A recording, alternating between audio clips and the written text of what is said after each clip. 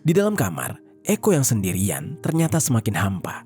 Rasanya sangat kosong dan sedih memikirkan keluarganya. Di tengah-tengah perasaan hampanya tersebut, Eko yang sudah pergi sampai ke sini, niatnya tidak ingin berlarut-larut dalam kesedihan. Halo Sobat Pena, apa kabar hari ini? Assalamualaikum warahmatullahi wabarakatuh. Hari ini kita akan kembali membahas kejadian-kejadian mengerikan, kisah nyata yang terjadi di muka bumi ini. Kisah kali ini terjadi di Semarang, Jawa Tengah pada tahun 2024. Bercerita tentang seorang wanita yang mengalami akhir hidup yang tragis. Jasadnya ditemukan di bawah kolong tempat tidur di salah satu hotel di Semarang. Ternyata perbuatan keji ini dilakukan oleh seorang pria yang menyewa jasanya untuk berhubungan. Pria tersebut merasa kesal karena bentuk tubuhnya dihina oleh korban. Bagaimana cerita selengkapnya tentang kasus yang satu ini? Langsung saja kita bahas di Kata Pena.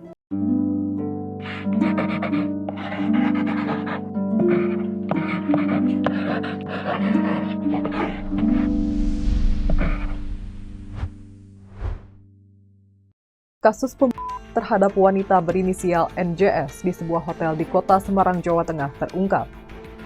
Wanita tersebut ditemukan di kolong kasur hotel pada Sabtu 9 November 2024. Sebelum kita mulai ke ceritanya, jangan lupa untuk subscribe channel ini dan bagikan video ini ke teman-teman kalian.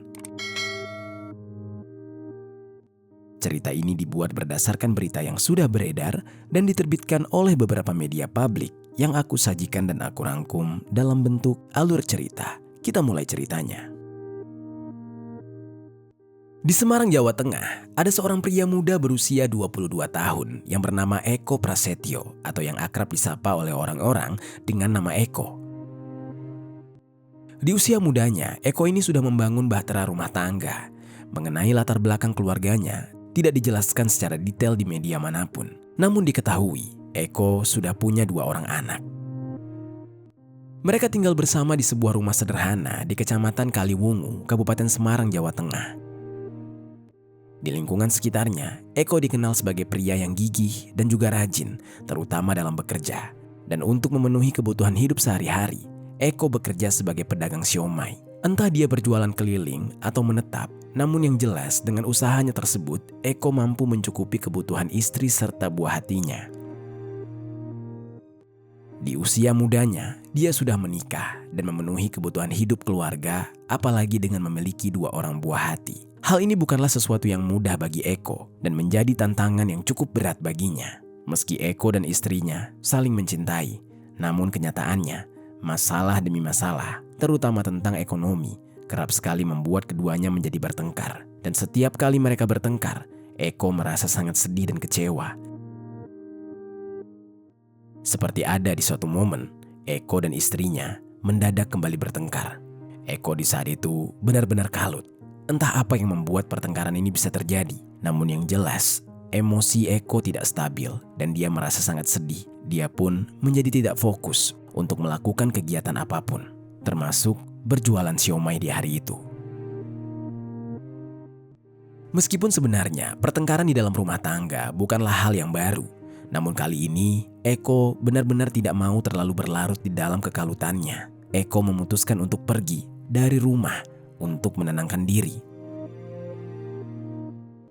Eko di saat itu pergi dengan bus antar kota menuju ke Semarang. Eko sampai di kota Semarang pada hari Selasa tanggal 5 November tahun 2024 sekitar pukul 11:30 malam.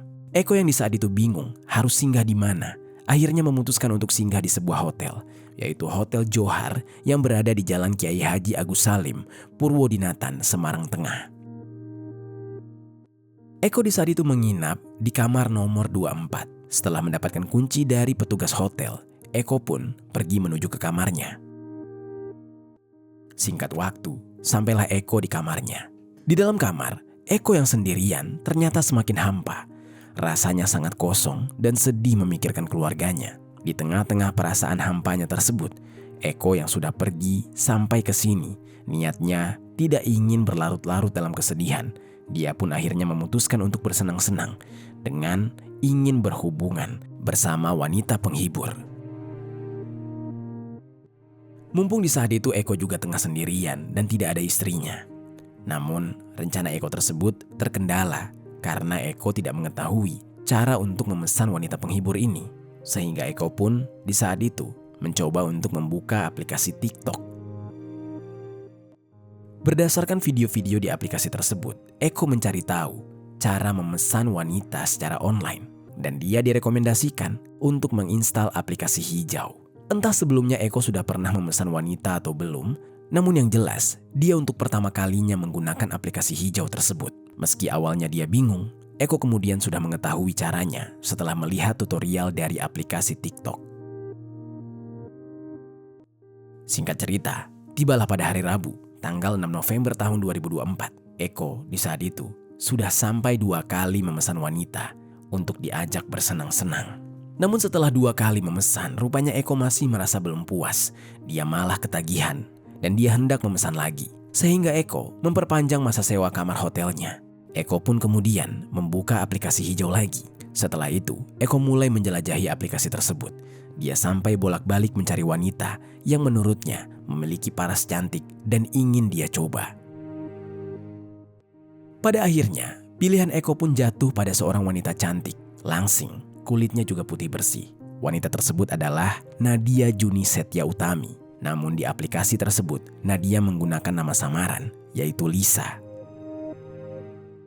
Nadia ini diketahui merupakan wanita berusia 25 tahun. Dia warga Kecamatan Candisari, Kota Semarang, Jawa Tengah. Eko yang terpesona dengan profil Nadia yang cantik merasa cocok dengan Nadia. Hingga pada akhirnya dia mencoba menghubungi Nadia dan menanyakan ketersediaan dan negosiasi harga.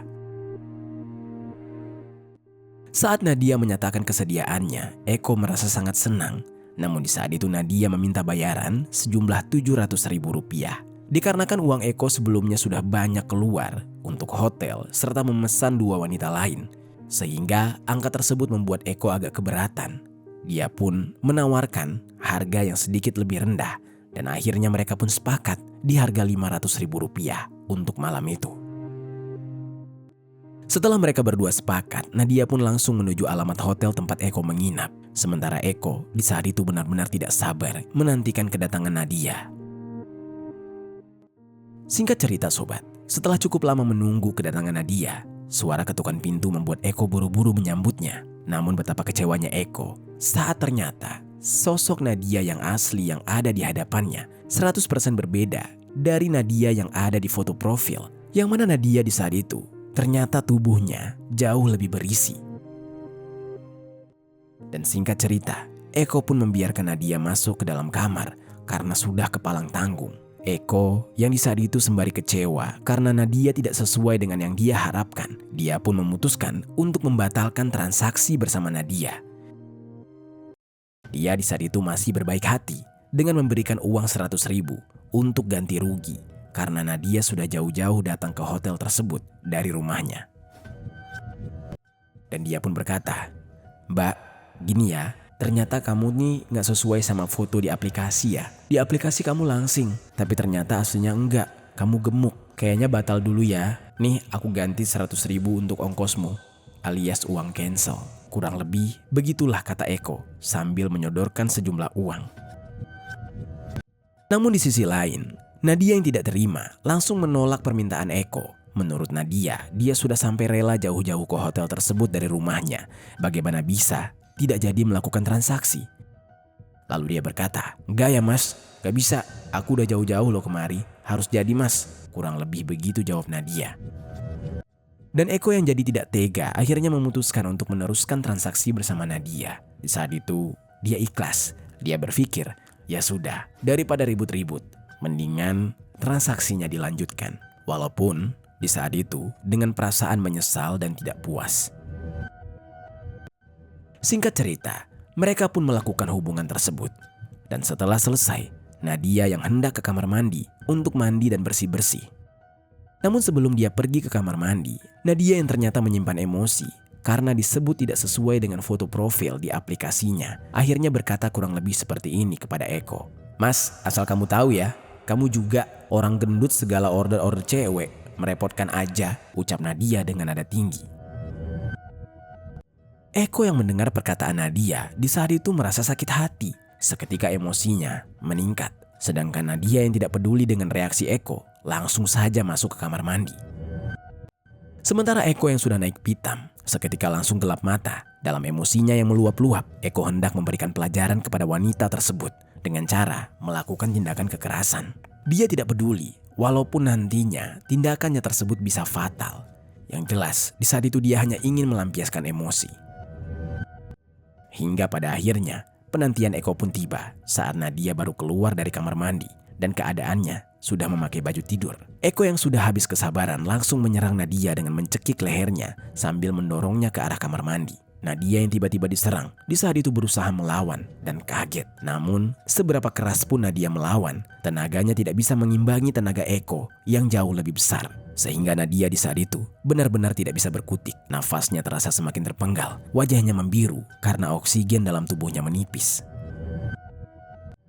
Lalu diiringi dengan dendam yang mendalam, Eko semakin menguatkan cengkramannya di leher Nadia sampai kurang lebih selama 5 menit hingga cairan merah keluar dari mulut Nadia. Dan pada akhirnya, Nadia yang tidak bisa bernafas selama 5 menit di saat itu pun sekarat dan tewas seketika. Sekitar pukul 16.30 waktu Indonesia Barat, setelah Nadia benar-benar tidak bernyawa, Eko di saat itu membiarkan jasadnya tergeletak selama kurang lebih 4 jam di kamar mandi. Setelah Eko melakukan tindakan keji tersebut dan melihat Nadia tewas, Eko di saat itu merasa puas karena sudah menghabisi orang yang berani-beraninya menghina dia. Lalu di tengah-tengah rasa puasnya, Eko pun menonton televisi sambil merokok. Hingga tiba pada pukul 19.30, hari mulai gelap. Eko jadi kepikiran dengan jasad Nadia. Jika dia membiarkan saja jasadnya di kamar mandi, maka nantinya petugas hotel pasti dengan mudah menemukan Nadia. Sehingga Eko di saat itu mulai bingung harus bagaimana menyembunyikan jasad Nadia. Dan pada akhirnya, Eko pun memutuskan untuk memindahkan jasad Nadia ke kolong kasur dengan cara menariknya. Lalu kemudian, sebelum Eko menyembunyikan jasad Nadia ke kolong kasur, Eko menutup wajah Nadia menggunakan jaket. Setelah itu, barulah Eko mendorongnya menggunakan kaki sampai tubuh Nadia masuk ke kolong kasur. Tanpa merasa bersalah, Eko di saat itu tidak langsung pergi. Dia malah memutuskan untuk tidur di atas kasur yang mana di bawahnya terdapat jasad Nadia. Meskipun begitu, Eko sebenarnya sedikit cemas karena takut ketahuan. Jadinya di saat itu, dia benar-benar tidak bisa tidur. Dia gelisah dan dia memutuskan untuk pergi dari hotel pada pagi harinya sekitar pukul 5 subuh. Waktu di saat itu sudah menunjukkan hari Jumat tanggal 8 November tahun 2024. Sebelum pergi, Eko juga mengambil harta benda milik Nadia. Salah satunya adalah handphone milik Nadia untuk menghilangkan barang bukti, yang mana pasti di dalam handphone tersebut ada riwayat bukti transaksi antara Nadia dengan dia. Sekaligus, handphone tersebut dia gunakan untuk pemakaian pribadi. Kepada resepsionis, Eko berdalih hendak membeli sarapan dan menarik uang tunai. Padahal aslinya, dia ingin melarikan diri. Dan pada saat itu juga, Eko membawa kunci hotel dan segera pergi mencari angkutan umum untuk menuju ke terminal Terboyo untuk naik bus ke arah Boyolali.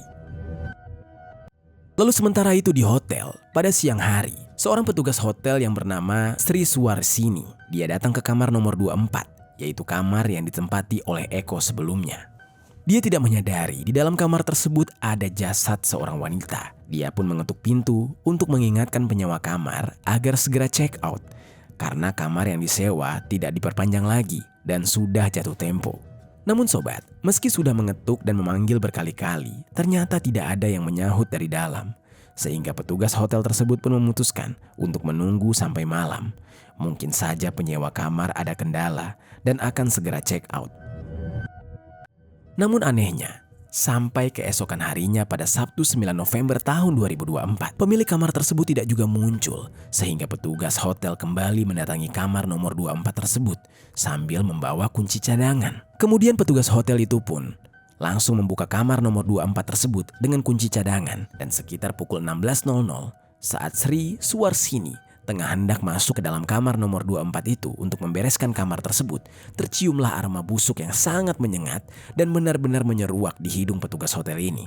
Dan petugas hotel itu pun berusaha untuk menemukan sumber bau busuk dari dalam kamar itu.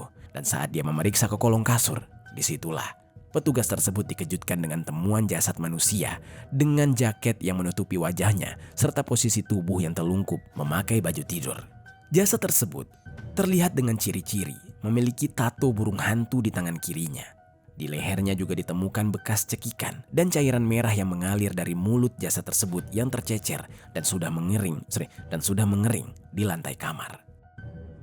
Atas penemuan jasad tersebut, petugas hotel segera melaporkan kepada pihak kepolisian. Tidak lama setelah menerima laporan tersebut, polisi langsung datang ke lokasi untuk melakukan penyelidikan awal dan olah tempat kejadian perkara.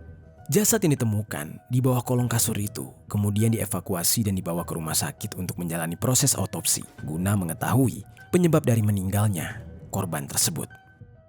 Di lokasi kejadian, polisi juga sudah meminta keterangan beberapa saksi dan mencari bukti-bukti yang dapat membantu mengungkap kasus ini, termasuk barang-barang atau petunjuk yang mungkin berkaitan dengan kejadian tragis tersebut.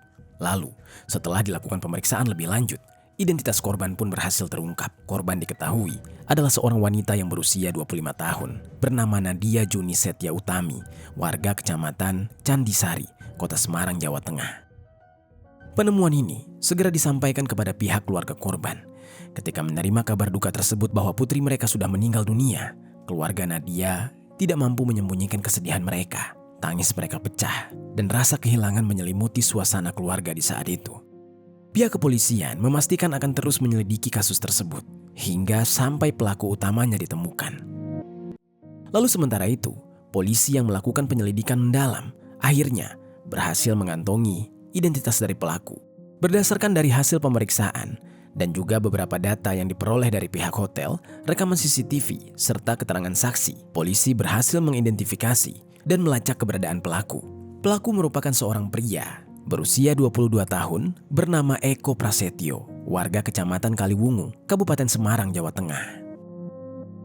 Setelah melakukan pelacakan, polisi menemukan lokasi persembunyian Eko, yaitu di wilayah Boyolali. Pada hari Minggu tanggal 10 November tahun 2024, sekitar pukul 1 dini hari, Eko berhasil dibekuk tanpa perlawanan oleh pihak kepolisian di daerah Terminal Boyolali saat dia sedang berusaha melarikan diri. Bersamaan dengan ditangkapnya Eko, polisi juga menyita beberapa barang bukti berupa sebuah handphone milik Nadia yang dirampas oleh Eko. Eko yang berhasil diamankan kemudian dibawa dan dimintai keterangan. Kepada pihak kepolisian, Eko mengaku bahwa dia memang menghabisi nyawa Nadia. Alasan dan motifnya karena merasa sakit hati.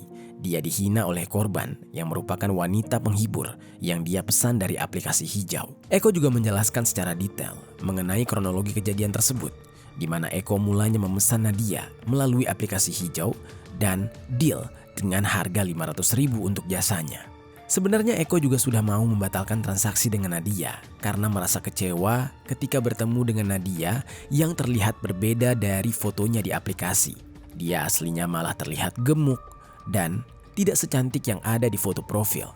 Namun di saat itu, saat dia ingin membatalkan transaksi, justru Nadia lah yang menolak dan meminta transaksi tersebut untuk dilanjutkan. Dan setelah selesai mereka berhubungan, ternyata Nadia masih menyimpan rasa kesal dan sakit hati akibat perkataan Eko yang memprotes tentang penampilannya yang tidak sesuai dengan yang ada di dalam foto. Dengan begitu, Nadia malah menimpali kata hinaan untuk Eko dengan mengatakan kalau Eko juga gemuk dan merepotkan saat berhubungan. Sehingga di saat itu, Eko jadi sakit hati dan memilih menyerang Nadia sampai dia tewas. Akibat dari perbuatannya, Eko di dalam kasus ini mengaku sangat menyesal atas apa yang sudah dia lakukan. Dia juga mengaku sedang dalam kondisi yang stres akibat bertengkar dengan sang istri. Istri Eko dan keluarganya benar-benar tidak menyangka bahwa Eko akan berakhir seperti ini. Mereka pikir kepergian Eko dari rumah hanya untuk menenangkan diri, tapi malah Eko melakukan hal sebejat ini sampai berani mengambil nyawa seseorang. Dan atas perbuatannya, Eko dijerat dengan pasal 338 KUHP tentang penghilangan nyawa atau pasal 365 ayat 3 KUHP tentang pencurian dengan kekerasan karena handphone korban dibawa oleh pelaku. Sementara itu, jasad dari Nadia setelah selesai dari pemeriksaan dikembalikan kepada pihak keluarga. Pihak keluarga di saat itu menangis sejadi-jadinya, meminta kepada pihak kepolisian agar pelaku mendapatkan hukuman yang setimpal. Benar-benar sebuah kejadian yang mengerikan. Ibarat kata pepatah, mulutmu harimaumu. Perilaku merendahkan atau menghina fisik orang lain yang dikenal sebagai body shaming dapat memicu emosi hingga berujung pada tindakan keji yang menghilangkan nyawa. Namun, apapun alasannya, menghilangkan nyawa seseorang tetaplah perbuatan yang tidak dapat dibenarkan. Itu dia sobat, kisah dari Nadia, seorang wanita penghibur yang harus berakhir di tangan pelanggannya sendiri yang bernama Eko. Apa pelajaran yang bisa kita ambil dari kisah ini?